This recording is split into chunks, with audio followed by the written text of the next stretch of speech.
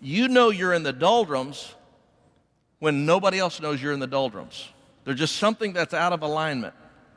Because what will happen is a lot of times the seeds that you planted in the dew stage, you're beginning to harvest in the doldrum stage, but you know that something's out of alignment. And that can happen a lot of times because of sin in your life. It can happen because you have been promoted beyond your ability. It can happen because you're trying to be somebody else.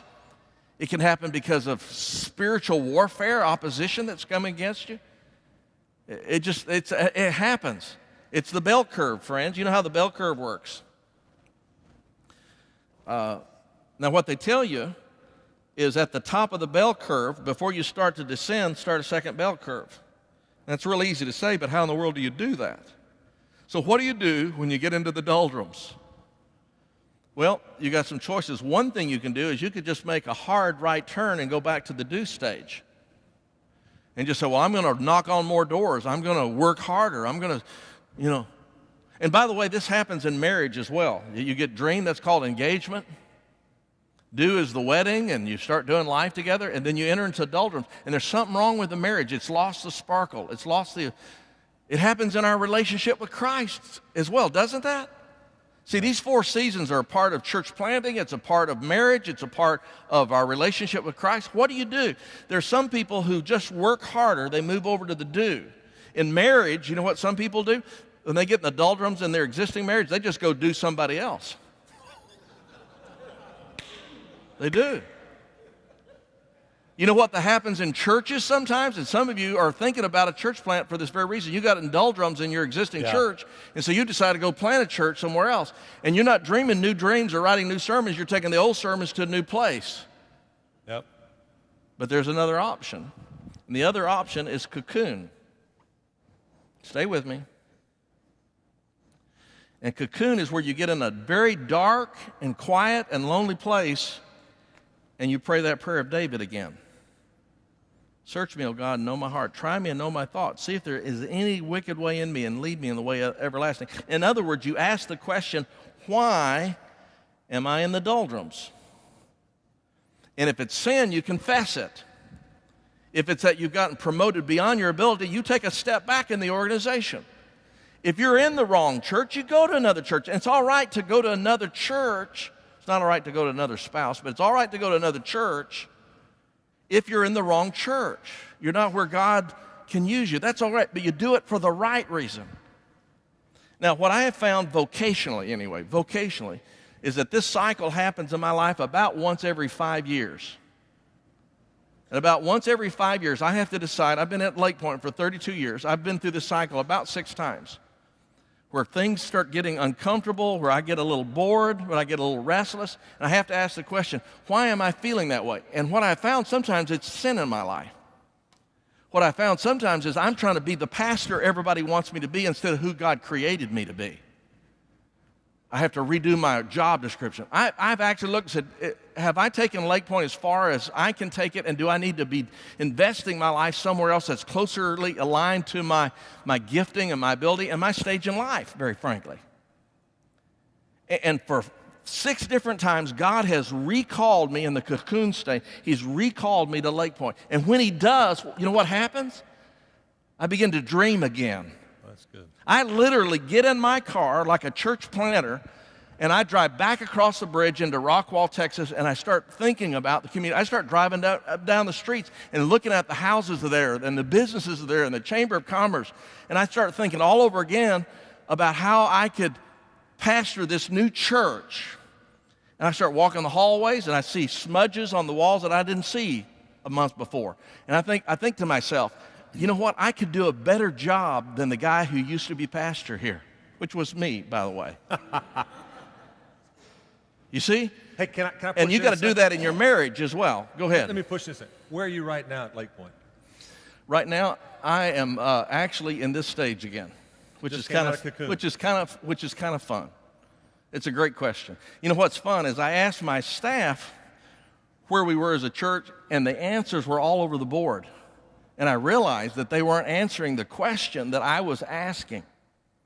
They were telling me where they were.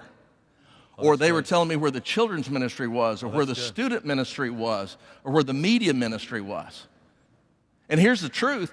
Hal, you can be in one stage in your marriage and another stage in your church. You can be one stage in your relationship with, you see what I'm saying? You run that cycle in your marriage too? Well, this cycle and oh my gosh, yes. Well, not the 5-year cycle. It's usually about 6-month cycle on the on the marriage deal. I can say that because Marcia's not here. Yeah, I'd like to talk to her. I love my wife. Best thing. She cycles. Would y'all Twitter that out there? She actually Steve loves his cycles. wife. She actually cycles about every 6 months. I love my wife. My wife has been so patient with me, and allowed me to be in process, and Which has means spoken. right now, he's in cocoon stage. He's in trouble. Actually, guys, this is called good. self-awareness. That's good. Self-awareness. So we evaluate ourselves in the 10 areas of commitment: our fitness, our faithfulness, That's good. our fruitfulness. We gauge our hearts in terms of where we are in a stage. And guys, you know what? There's nothing wrong with being in this stage or this stage. I used to feel guilty for going to the doldrums. It happens, guys. We live in a fallen world. Give yourself permission to be here, because if you're not here and you don't acknowledge you're here, you're in denial.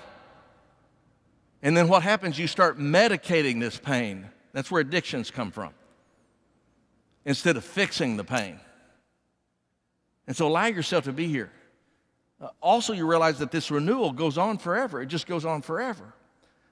Because of this, look at what happens in America. In America, you dream, you do, you get in the doldrums, and you retire. And so you go into, at age 65, this magical age 65, you go into a permanent cocoon called golf. All right? That doesn't make any sense. Here's what I believe. I believe when I turn 85 one day, I'm going to go into cocoon and figure out what I'm going to do for the next 5 years. And I hope that I've managed my finances in such a way that I can do anything that I want that matches my giftedness and my passion in Christ. And I'll have a brand new freedom at 85 that I don't have right now.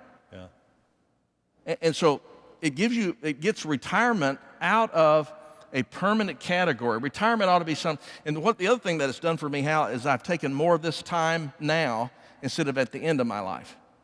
And so I'm taking more vacations. I'm taking more spiritual retreats.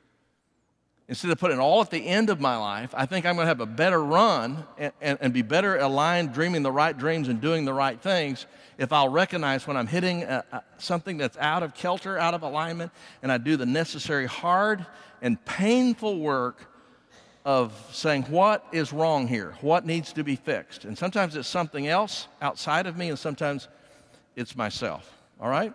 Back to page 15. Self-evaluation, seasonal evaluation.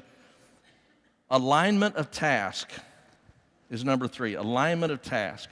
See, guys, I think that there are 4 types of tasks that all of us are involved in, and we need to acknowledge it. There are things, first of all, that we are bad at. We're just bad at it. There are things, number 2, that we're good at. That means we're about as good as anybody else. We're average at it. There are things that we are great at, and there are things that fit our unique ability. Now, I guarantee you, every day you're doing these 4 things. And I would encourage you to write down what you do during a week. I answer the phone, I return email, I sit in a meeting, I do this, I knock on this door, I visit this hospital, and just list everything you do. Just list it. And then I challenge you to go back and put a 1, 2, or 3, or 4 beside those activities. Now here's the reality. The reality is most of us are smart enough to stop doing the things that we're bad at. I mean, we just got embarrassed about it enough that we just stopped doing those things. But here's the problem. There's a lot of us who are spending a lot of our time doing things that we're good at, but are not what God created us to do because of the expectation of others, or because we got this little checklist, and if we can check it off our list, it doesn't matter if it's strategic or not. We got a self-esteem issue that we accomplished something today, so we did a bunch of good things, but it's the greatest enemy of unique ability.